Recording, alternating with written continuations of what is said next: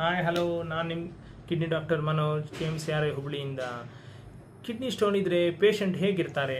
Kidney stones ಇದ್ದರೆ patient ಹೊಟ್ಟೆ ನೋವು, ಪೆಕ್ಕೆ ನೋವು, ಮತ್ತು ಬೆನ್ನ ಹಿಂದೆ ನೋವು ಬರ್ಬೋದು, ಅಥವಾ ಹೊಕ್ಕಳತ್ರ ನೋವು, ನಿಮ್ಮ ಕೆಳಗಡೆ ಭಾಗ ನೋವು ಬರ್ಬೋದು. ಸೊ ಈ ಪೇಯ್ನ್ ಭಾಳ ಇರುತ್ತೆ, ತಡೆಯೋಕ್ಕೆ ಆಗಲ್ಲ, ಅಷ್ಟು ನೋವು ಇರುತ್ತೆ. ಇಲ್ಲಾಂದ್ರೆ ಹೇಗೆ ಬರ್ಬೋದು? ಯೂರಿನಲ್ಲಿ ಬ್ಲಡ್ ಬರ್ಬೋದು, ಅಥವಾ urinary tract infection, urine infection ಆಗಿ ಬರ್ಬೋದು, ಅಥವಾ ಏನೂ ಇರದೇನೂ ಇರ್ಬೋದು, ಏನೂ ಪೇಯ್ನೇ ಇರಲ್ಲ ಕೆಲವ್ರಿಗೆ. ಸೊ ಹಂಗಿದ್ರು ಸ್ಟೋನ್ ಇರ್ಬೋದು. ಸೊ ಈ ಥರ ಇದ್ದಾಗ ಏನು ಮಾಡಬೇಕು?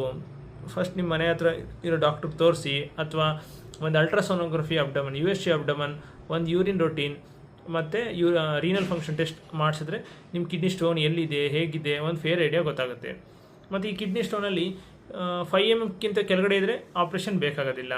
10 mm ಮೇಲೆ ಅಥವಾ 1 cm ಮೇಲಿದ್ದರೆ ಆಪ್ರೇಷನ್ ಬೇಕು. ಈ 5 to 10 mm ಇದ್ದರೆ ಪೇಷಂಟ್ ಕಂಡೀಷನು, ಈ ಕಿಡ್ನಿ ಸ್ಟೋನ್ ಪೊಸಿಷನ್ ಮೇಲೆ ಡಿಸೈಡ್ ಆಗುತ್ತೆ ಟ್ರೀಟ್ಮೆಂಟು. ಸೊ ಸ್ನೇಹಿತರೆ, ಕಿಡ್ನಿ ಸ್ಟೋನ್ ಇದ್ದರೆ ಖಂಡಿತ ನೆಗ್ಲೆಕ್ಟ್ ಮಾಡಬೇಡಿ. ಯಾಕಂದರೆ ನೆಗ್ಲೆಕ್ಟ್ ಮಾಡಿ ಟ್ರೀಟ್ಮೆಂಟ್ ಕರೆಕ್ಟಾಗಿ ತೊಗೊಂಡಿಲ್ಲ ಅಂದರೆ ಕಿಡ್ನಿ ಫೇಲ್ ಆಗಿ ಡಯಾಲಿಸಿಸ್ ಬರೋ ಸ್ಟೇಜ್ ಅಂತೂ ಖಂಡಿತವಾಗ್ಲೂ ಇರುತ್ತೆ. ಸ್ನೇಹಿತರೆ, ನಗ್ನಗ್ತಾ ಇರಿ, ಖುಷಿಯಾಗಿರಿ. ಅಲ್ಲಿವರೆಗೂ ನಾನು ನಿಮ್ಮ ಕಿಡ್ನಿ ಡಾಕ್ಟರ್ ಮನೋಜ್. ಬಾಯ್.